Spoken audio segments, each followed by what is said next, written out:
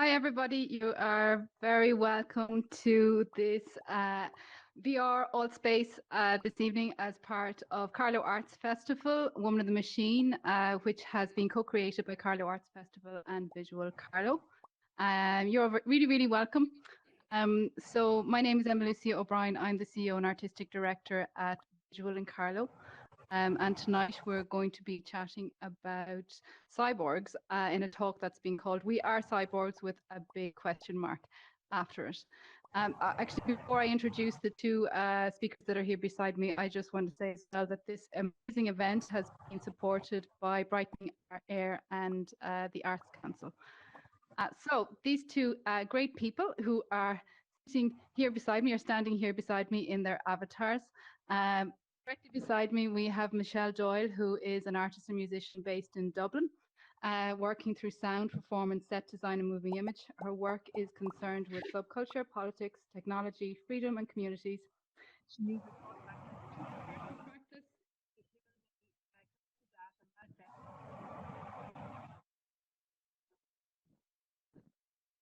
And then beside Michelle, we have Barbara, an artist and educator living and working in Dublin.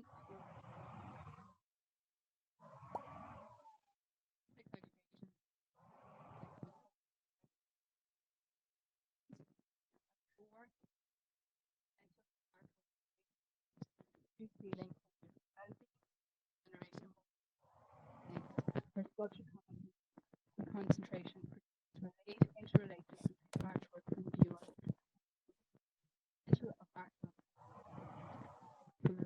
and bodily pleasure. Both really, really nice biogs. Done, guys. Really nice.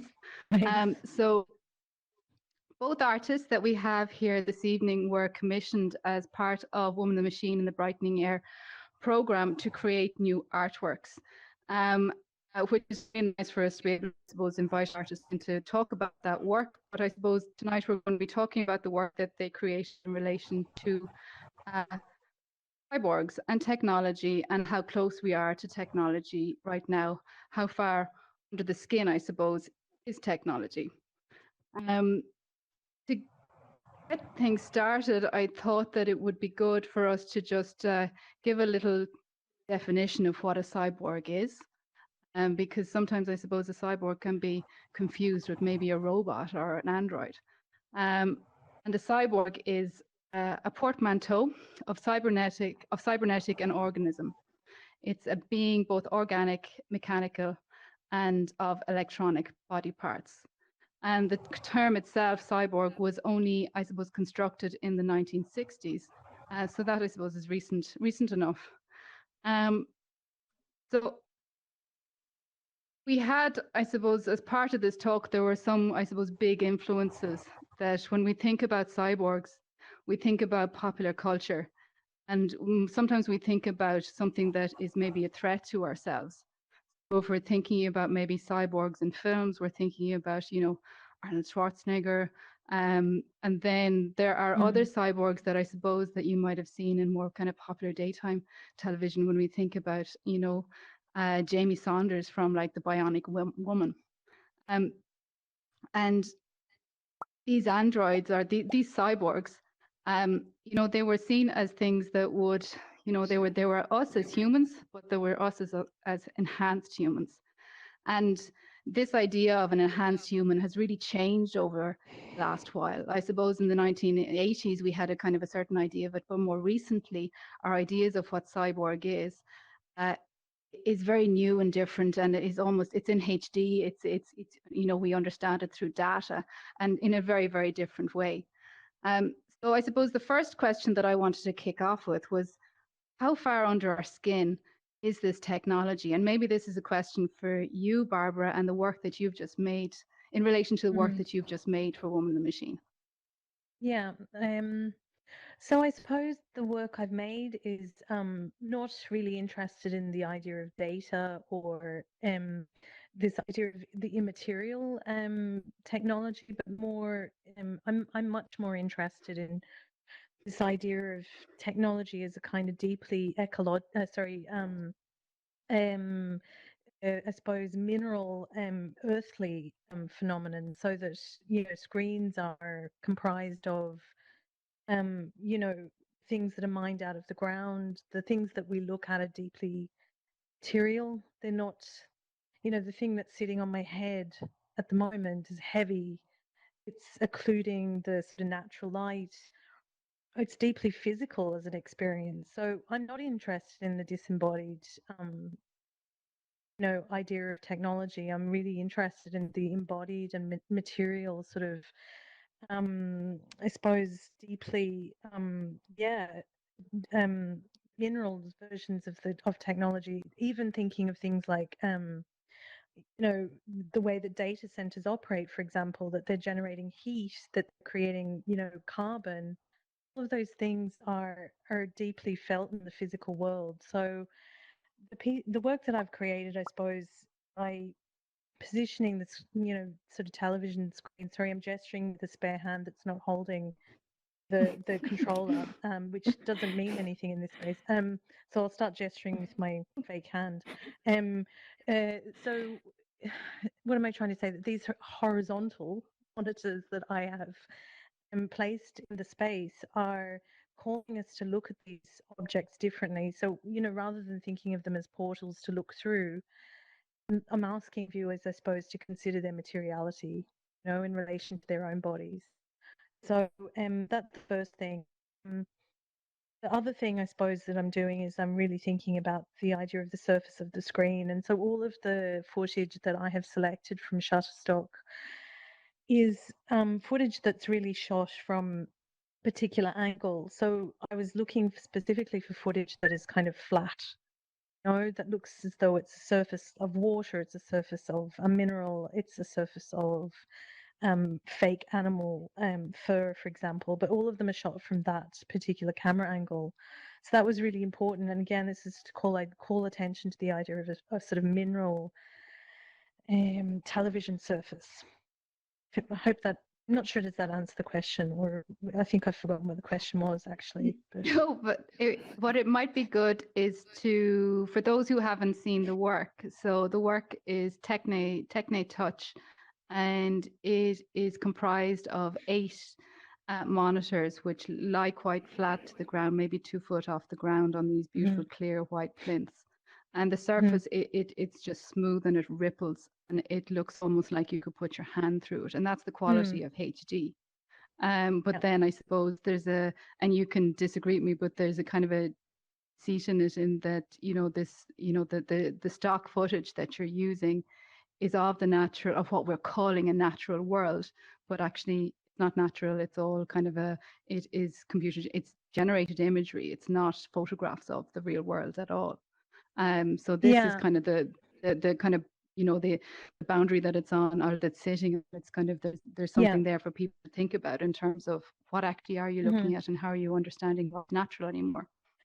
Yeah, and I think that the point of the work isn't to sort of, gesture to, that this is the natural world in any kind of sense. It's actually thinking far more about the human impulse to image the natural world, and whether and some of the footage is, real shot footage, and some of it is computer generated. So it's a mixture of the two. And to me, like, both are interesting because both reveal things about how human beings image the world and what that means about our relationship to it, and furthermore, that this footage is actually, it's commercial footage, it's for sale, and quite a lot of it I look at and think, I'm not really sure what this is for. Like, what is this footage advertising, or what would it be used for in a commercial sense? So it's kind of interesting to me to think about that, I suppose, capitalist urge to sell imagery, as well. Do you think there's something in terms of how we absorb this imagery? Is there something lost? Where are we sitting with it right now? Is there trouble with that? Well, I think that, like in some of my previous work, I was kind of reticent to start using video screens, because my work really is deeply kind of physical. It's about embodied experiences with objects around us. But I knew that when thinking or speaking about that type of thing work or that type of experience, there came a point where I had to acknowledge that so much of how we experience the world is through screens. So it seemed like really important that I would start to consider embodied relationships to, not to technology, but to the screens and to the objects that we use to access that technology. So it was a bit of a this, I suppose, 4 or 5 years, maybe 5 years ago now, that I started to look at using video work, I suppose, as a way of speaking to that. So yeah, so I suppose I kind of lost track of my thought there around that, but yeah, that became something important about this idea of the screen as being this material device. And I'm not really being critical of, well, I suppose I am being critical, I suppose, of this idea of thinking that we can have these disembodied technological experiences. And I also worry about the politics of that too. When we approached you to make this work, there was a piece of work that you had on your website, and that was maybe the initial starter for a conversation with you. And it had to do with touch, and it was a piece of fur that was rippling and hands, and it was very much about, you described how you made it during COVID and how it was about kind of something that was absent, or maybe something that we were kind of seeking from a screen or something. So it's kind of interesting, the trajectory of the work since that moment. And I don't think that piece of footage is in the piece at all, but it's nice to think the fur, actually, would you believe, is that fur that's in Sense, that piece, it does feature in one of the little vignettes. So I put my handpiece down to gesture again, so I won't. That's so strange. I have this thing in my hand. I'm like putting it down. It's actually my fake hand. That piece of fur footage does occur a couple of times in one of those little vignettes on the screen. But that piece, yeah, I made that piece Sense during COVID, and it was really thinking about, I had this sort of thought, well, like, is a practice like mine even going to be possible, in this situation when we constantly, at that time, were being really, we were terrified of surfaces, we were terrified of touch, and all this kind of idea of like touch or bad surfaces. I kept thinking about this idea of bad surfaces. And how do you make sculptures then? And how do you have these embodied experiences of artworks in galleries? I just thought maybe, without knowing what the trajectory of the pandemic would be at the time, I just thought, well, maybe actually my practice won't be possible anymore, or that type of practice won't be possible anymore. But that was right at the beginning. But also that piece was very much about familial relationships and this idea of kinship and the closeness and proximity of bodies, family bodies, I suppose. And that was something that was very real to me at the time. The closeness with my family, and the proximity of our bodies in a way that we hadn't experienced before was really profound. Yeah. This idea that kind of brings me on to kinship, and Donna Haraway, the theorist, is somebody that, when we're thinking about cyborgs and her writing, and she's written about cyborgs and gender and feminism, but she's also written really nicely about kinship and our relationship to, yes, our kin and to animals, but also to the relationship that we have to technology, and the kind of, how intrinsic the technology is to us, but also the kind of respect that we need to kind of hold in terms of technology and how it is advancing alongside us. And I suppose for Michelle, for the work that you and Colleen O'Connell and Eva Richardson McGray made, the piece that was in response to the Braun site, that's really taking on technology and how close we are to it, how we use it in our daily lives, but also how he animated that technology in a really, really gorgeous way. Do you want to talk a little bit about that? Yeah, so we had a really long process with making this piece, and it's funny, like what Barbara was saying about fur and touch. one of the original pieces that we kind of were talking about making for this was a piece that was based on smell. And we'd been really interested in grooming, and we were kind of talking a lot about ecology and grooming the landscape. And then when we came into Braun and we saw the sort of like rich history of making appliances, we decided to look at instruction manuals and different legal documents to do with machines. And what's kind of striking about when you start reading instruction manuals is that technology is really dangerous, and that all of these devices that we use in a very personal capacity, often touching very personal parts of our bodies, are actually really dangerous. And if they're misused, they can really hurt us. And I guess like thinking about those things, you know, we were sort of thinking about like the imagined lives of Braun appliances after the factory was closed. And you know, just thinking as well, I suppose like one of the a couple of the things that we were thinking about when we were bringing the instructions together to try and make new objects was we were thinking about robot wars and scrap heap challenge, and this kind of like reusing of technology. And I suppose as well like Ballard's Crash, like this kind of violence of technology and the violence of these objects. And we wanted to try and make these kind of fictitious monsters that were coming out of all the objects that had been made here. So we were quite lucky to be able to find a lot of documents that were very easy to edit, and we were actually able to make these kind of like faster ready images of the robots. And another text that we were kind of looking at was Eva brought in this Internet of Caring Objects. So we were looking at like, you know, a lot of the language that we use about robots. So another thing as well was that we spent a lot of time discussing the language in instruction manuals, and how a lot of that can be very like reflective, like it can be very like look after the body of the machine, the chassis of the machine. It's very corporal, like, and you know, it's sort of you know, don't hurt me, look after me. A lot of the time, like these instructions speak to people. And we were really inspired, I suppose, as well. Like, you know, when we were thinking about grooming the landscape, we were thinking about these motorized lawnmowers, or these drone lawnmowers that people have, and how, you know, these robots have like their own kind of ways of thinking. And we were looking at robot flowcharts to see, you know, if this, then that. So how do robots make decisions?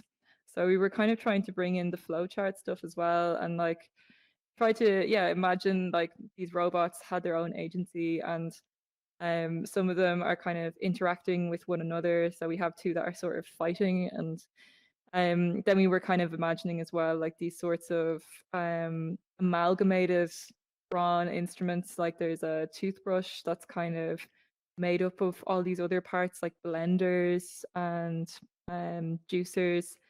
And I suppose a lot of objects that were kind of made to make our lives easier, to make our time in the kitchen faster. And obviously a lot of that comes from, you know, trying to help women leave domestic duties and have more time to do other things. So yeah, it was quite fitting, you know.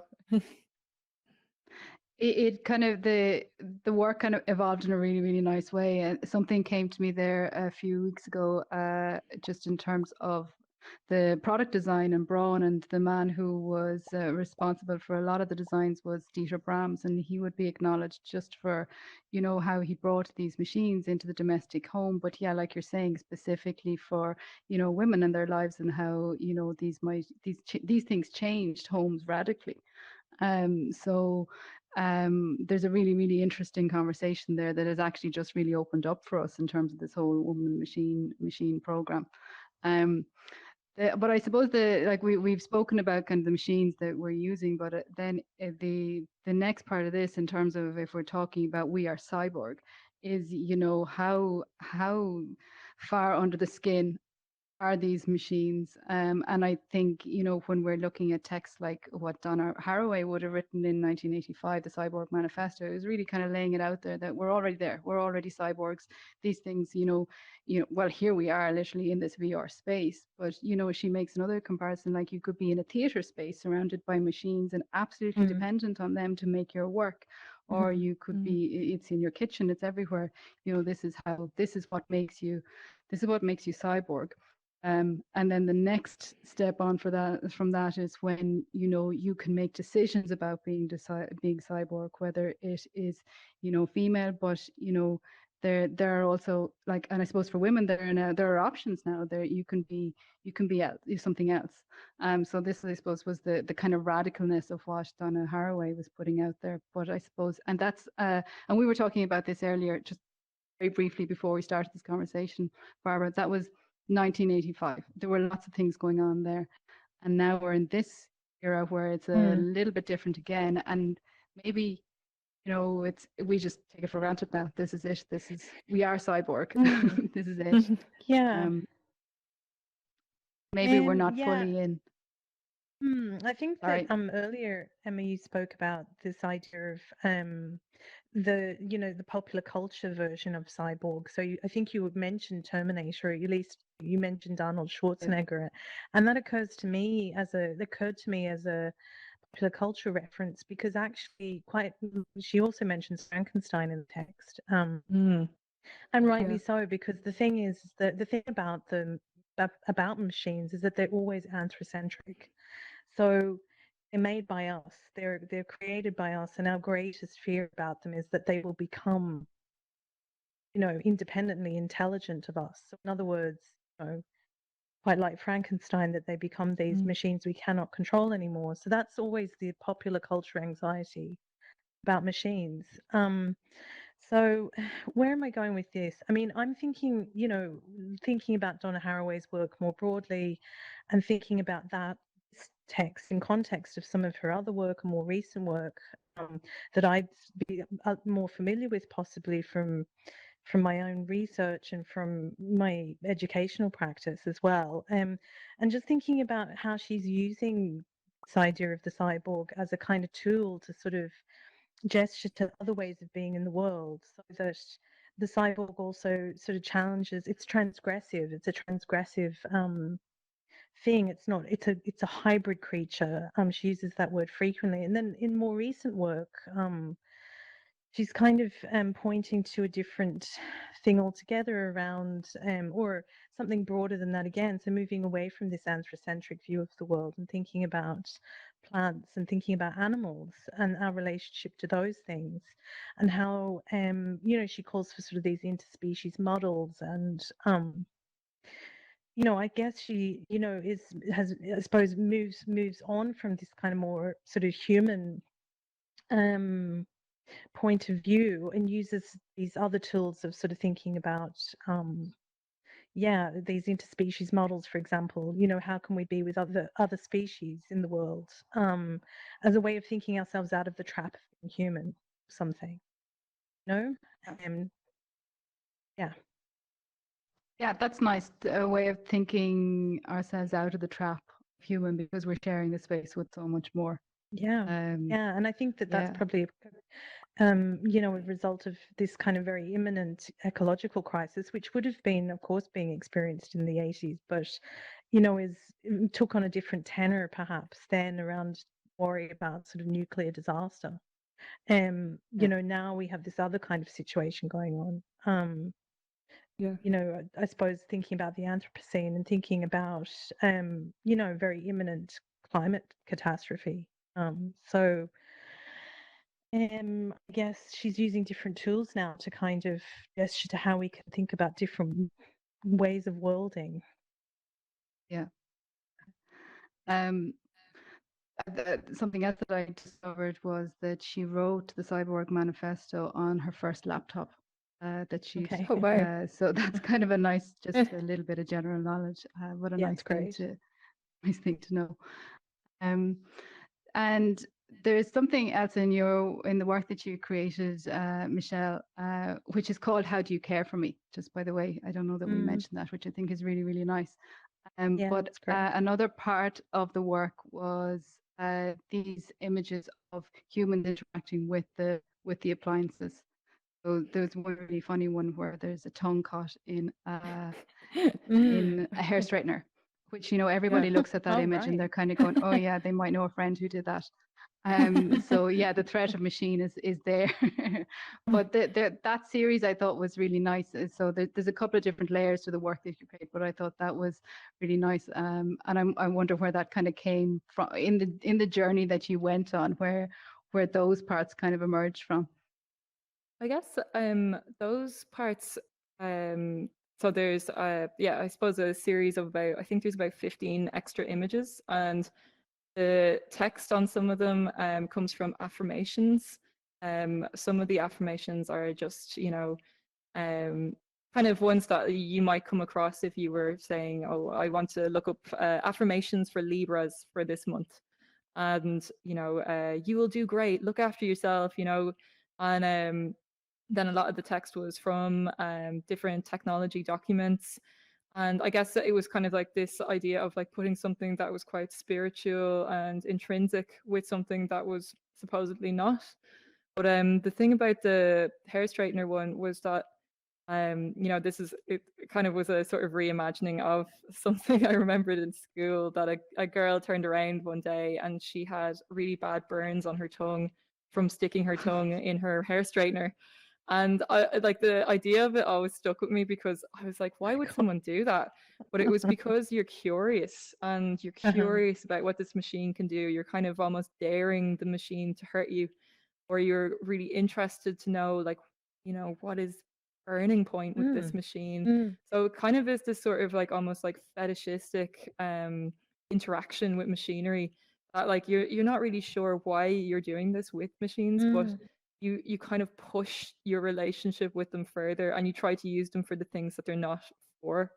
So we were kind of thinking about that, and we were also Yeah. thinking there was another one as well that was the lawnmower drone on the ground, and there was a little boy, and this is actually from a instruction manual, but there's like a little boy on the ground, and he has all these sticks and rocks, and it's about like moving things out of the way of the machine and to not have anything in its path. But we were looking at the image and we were sort of saying, boy will throw rock at the machine. So there's kind of like, that like maybe looking at that humans are causing violence to the machines then, and sort of like just looking at all these different types of relationships that we have to machines, and if machines have their own agency, how do they react to these things? Mm. So yeah, we were kind of just trying to utilize the texts and the instructions to come together to kind of explore these different relationships. Yeah. Yeah, because as a kid, you're going to lick the iron, you're going to do all of these things, you're going to push it a little bit. So, yeah.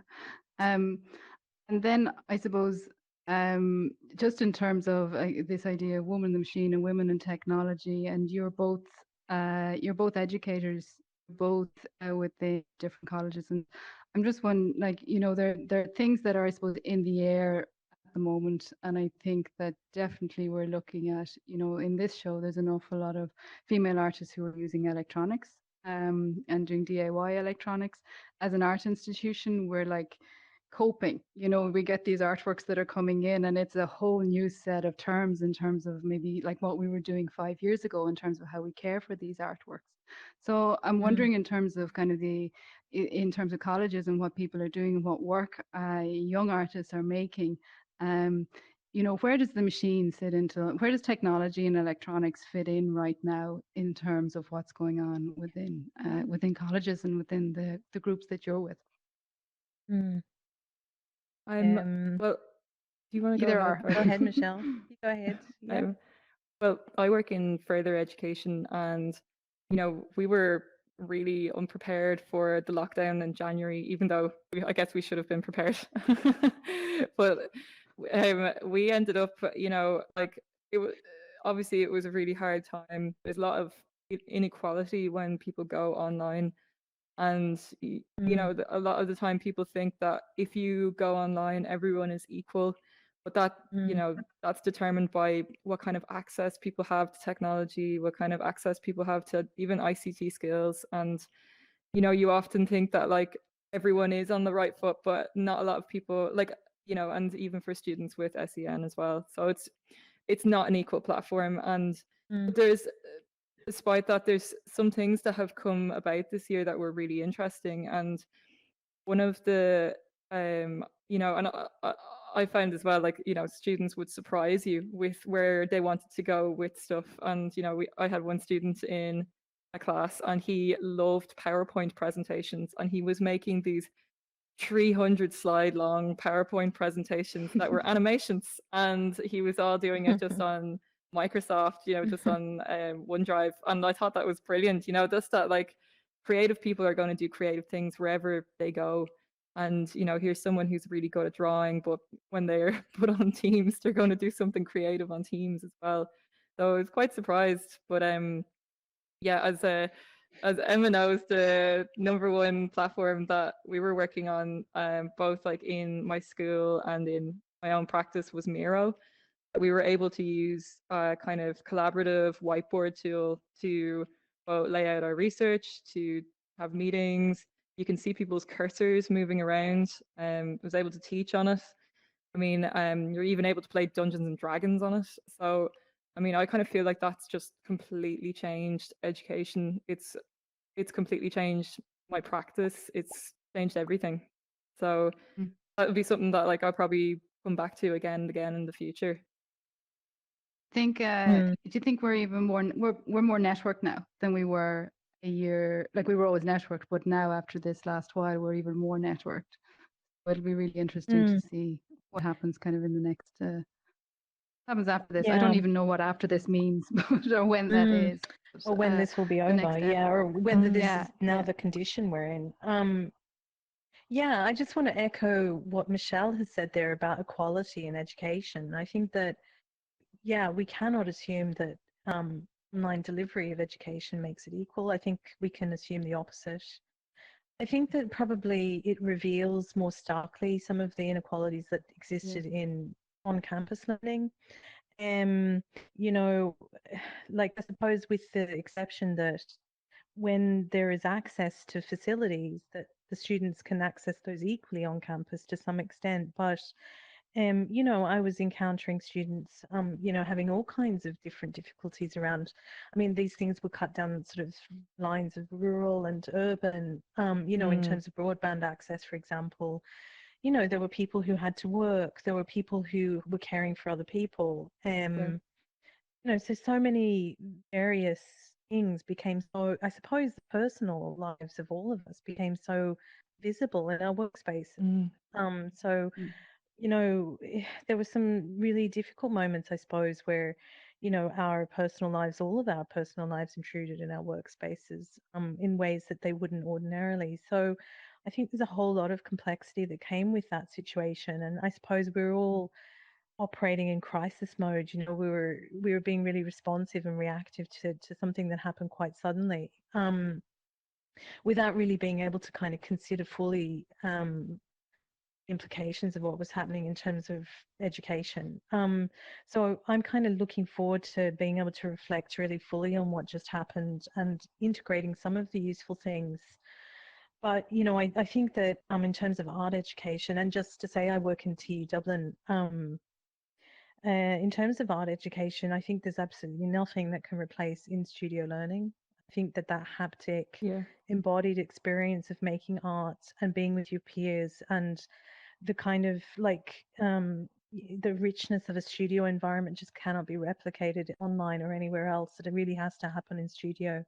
And I think that I'm really keen to sort of, say that really loudly because I'm concerned about the sort of neoliberal impulses of some institutions to sort of like get rid of space because it's cheaper. Institution.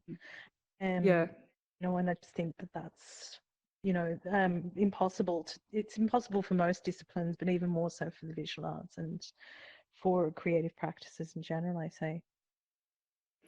And are you seeing much use of, we're in a VR landscape. Are you seeing much use of VR coming through?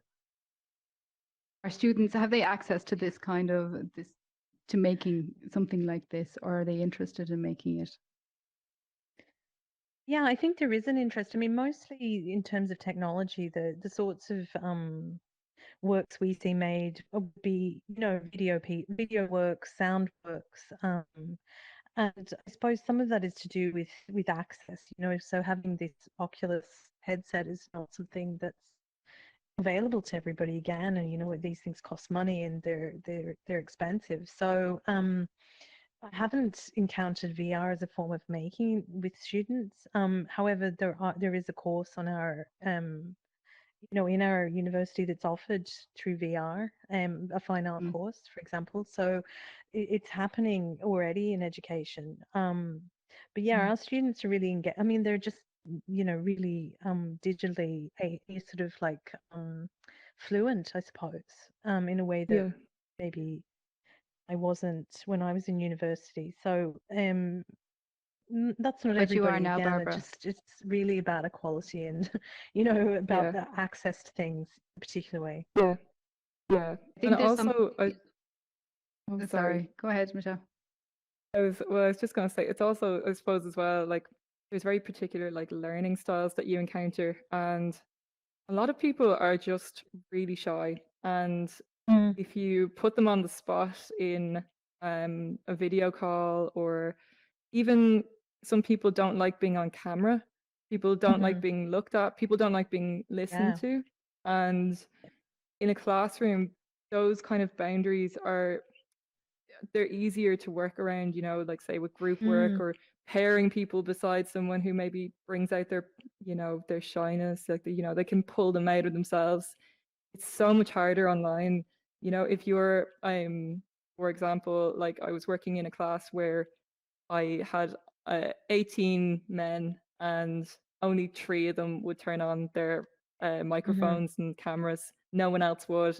So we were kind of reliant on the chat box to talk to one another. And, Yeah. you're sort of losing humanity the more you do that. So it's Yeah, so I hard. agree.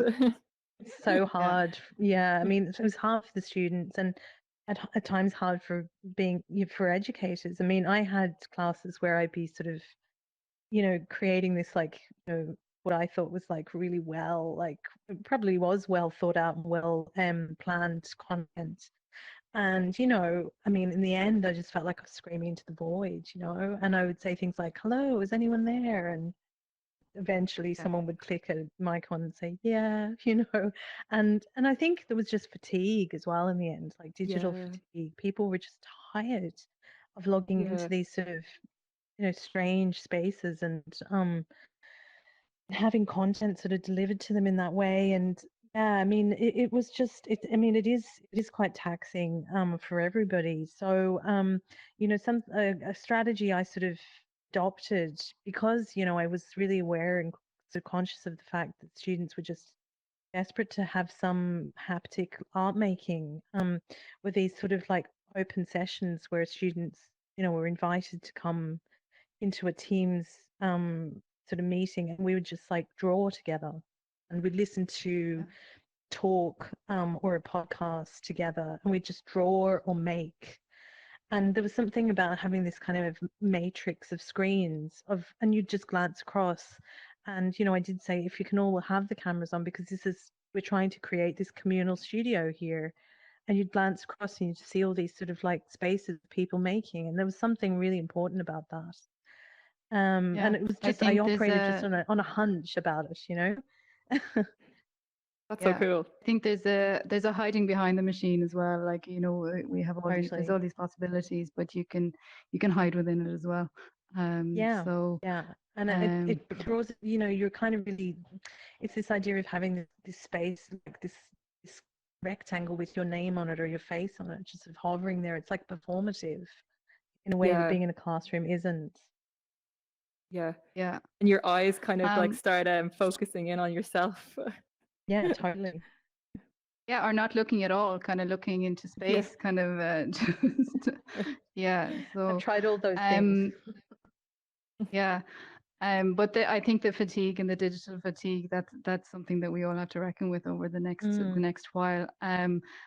So just to kind of throw it out, we have an audience here. If we went a little bit off point, I think we pitched this as we are cyborg with a question mark, but then I think we quickly decided that yes, we are cyborg with no question mark. That the machines are kind of they're intrinsic to us, and then moved on from there. But if we can throw it out to the audience, if anybody has any questions that they'd like to put to us, or to either of the artists that are here tonight. I'd love to ask Barbara a question. It's Camille here. Hi, Barbara. Hi. I was really interested that you were saying you work a lot on the theme of embodiment. I work in virtual reality, and I'm also super obsessed with virtual embodiment. And there's a lot of research from Stanford University to show that when you have an embodied experience, you can really take a lot of those learnings, especially soft skills like empathy, back into the real world. I don't know if you've heard of the Superman I missed that last experiment. bit there. Oh yeah. So I actually just wanted to know how you're finding this virtual embodiment experience yourself, Barbara, and do you think you'll come back for more, and do you think you might explore how virtual embodiment might influence your work, and especially around touch and haptics and elements like that?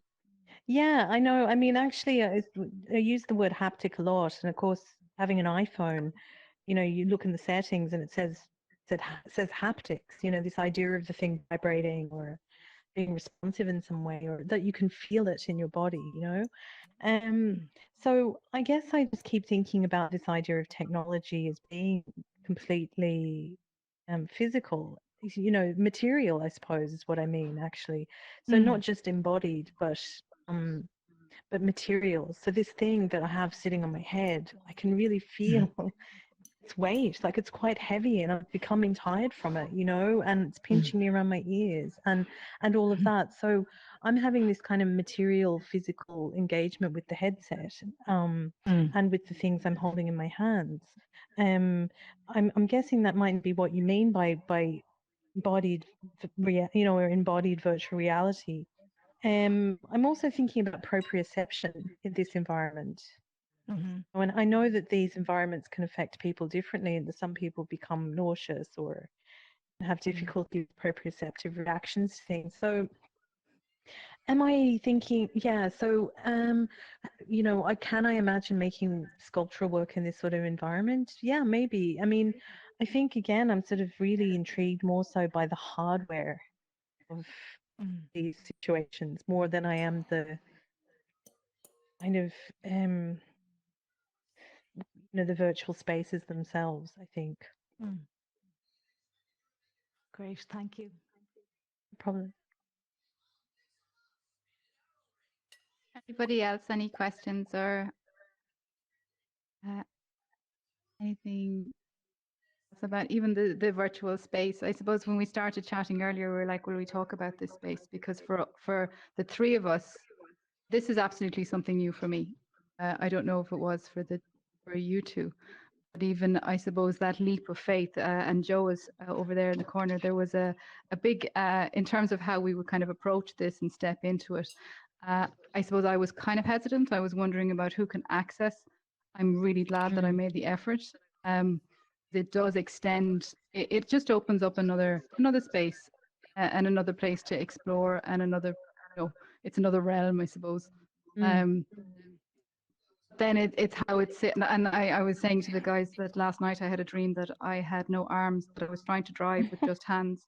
That was absolutely because of the last few days trying to just figure out this landscape and this VR world. So I'm wondering what the future of it is, and next year for the festival, or will we be in a VR landscape, or is this something that we're just going to have as like alongside all of the other things that we do? And I know that Joe is down there, and I don't know if she can speak, but this is a landscape that you're really invested in. This is a technology and a machine that you're really within. So you're obviously you see a future for it that maybe you can comment on a future for it that maybe don't have the words or haven't considered. I'm sorry to drop you into this, Joe. That's grand.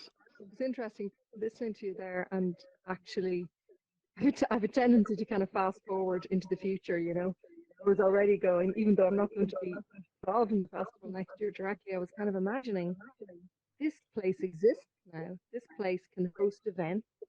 I was starting to go to, you know, party, like it needs to have a party, you know, like, you know, how useful is it for talks? Is it more useful as a networking place? Because I think there was something beautiful that happened at the kind of walk through that Camille and Ciara hosted for us last Thursday, where people just couldn't stop chatting to each other and going, oh, and you and you and you, and I haven't seen you, and you know, and there was that feeling of not having seen people in ages.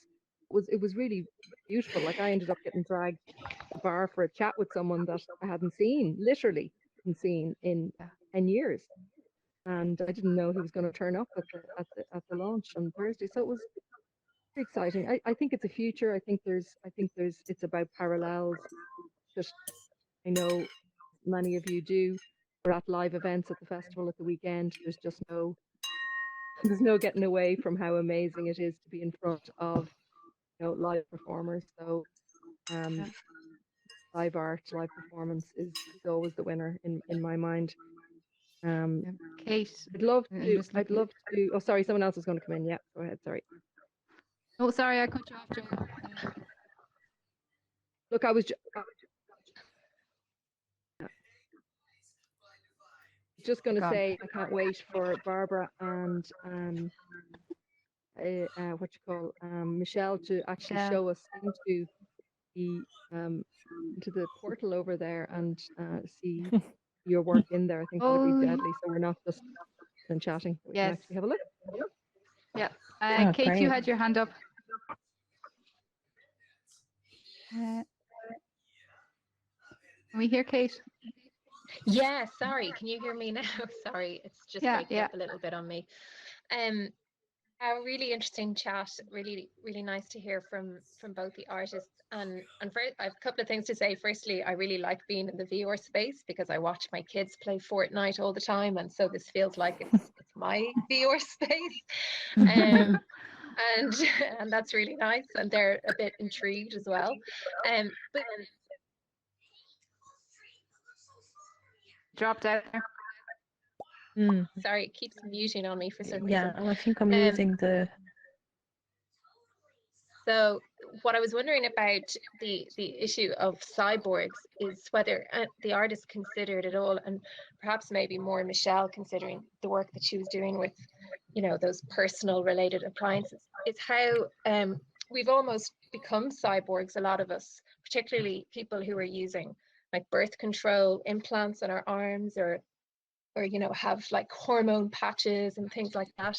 Yeah, just wondering if that came up in the work at all. Yeah, I'm trying to think like, yeah, I suppose we've all read Mark O'Connell's To Be a Machine, and we have been talking about transhumanism a lot, and these kind of I suppose, like, I mean, obviously that's going way more into science fiction, but it's obviously real as well. But yeah, I guess we hadn't really like been thinking about like medicines, but you're absolutely right. Like, I mean, medicines are, and patches and attachments and things that you attach to your body, even if they're not necessarily something that's powered or battery powered, they are absolutely, yeah, these kind of modifications to the body. We hadn't really thought about those so much. One of the things that I guess was kind of coming up, I suppose from Braun itself, was the idea of epilation and laser treatment for hair. So taking stuff off the body and permanently taking stuff off the body and kind of scarring the body as well, and how these machines were kind of, yeah, just removing things from the body. Yeah, and there was also, I suppose as well, like there was other, I'm trying to think now of other objects that kind of changed the body. And I suppose another one that came up was the electric toothbrush as well. There's electric toothbrushes you can get that play music through the vibrations. So you can actually hear music inside your head as you play a toothbrush. I'm surprised that that's not as popular as VR because it sounds really cool. I mean, maybe that's sort of the next thing Oculus should be working on. Yeah. And that's something that Donna, for Kate there, that's something that in Donna Haraway's text, she would have focused a lot on just the pharmaceuticals and the things that we are taking into our body and altering ourselves with. And that was one of her big kind of, I suppose, points in terms of how cyborg we actually are. Yeah, and So the Testo Junkie book, I think, is really helpful on all of that as well. yeah. Yeah. So I know we were told that actually having these things on our heads for too long is not a good thing. So to try and keep it to a certain time, we're going a little bit over. But what we could do is take a wander up to the Woman in the Machine, the Braun site I from would love here, that. and just look at your works installed.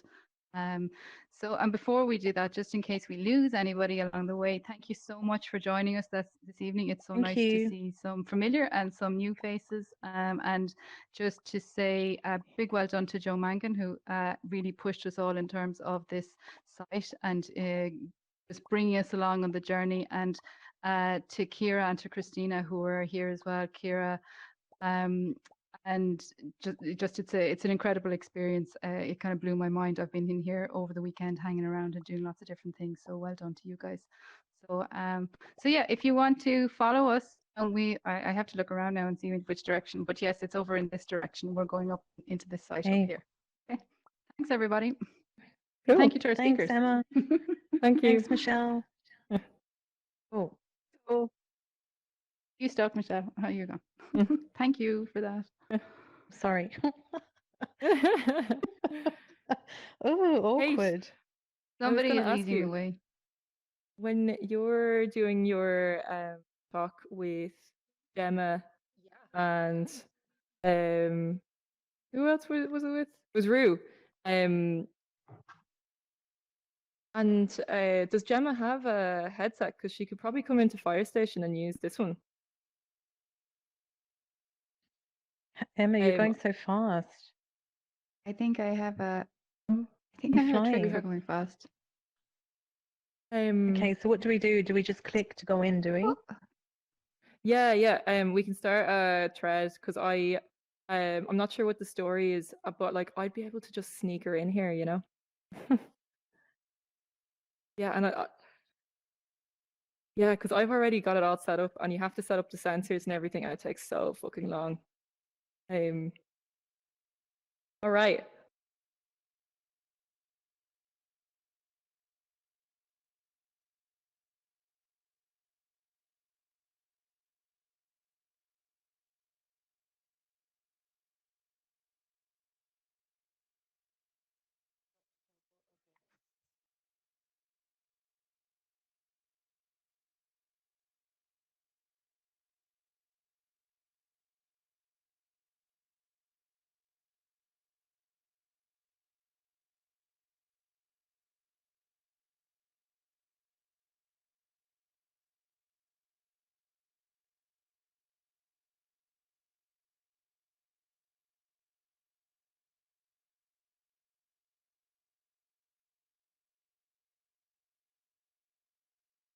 Maybe even move about a bit. No, it's so funny. Yeah. But yeah, let's see. We'll chat about it tomorrow. And is that your room we're going to? Your own? No, Or are we no, meeting we'll be here? doing it at the same place. Yeah, where Emma Lucy But just in was there. the meeting as well, the 12:30 meeting as well. Oh, sorry, that's just Google Meet. Yeah, like just a video Oh, call. okay, good. Yes, cool, good, perfect. Cool. Yeah, looking forward to it. Yes. Oh, I'm let's going to go and see. check it out now. Yeah, let's see where we're going. Where is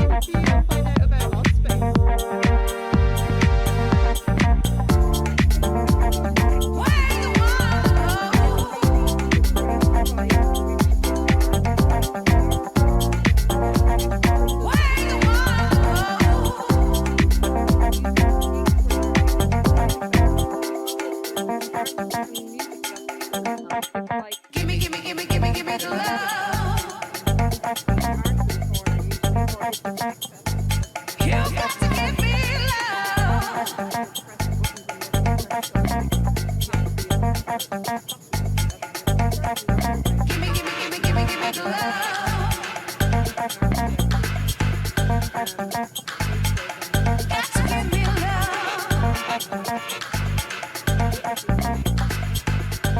love.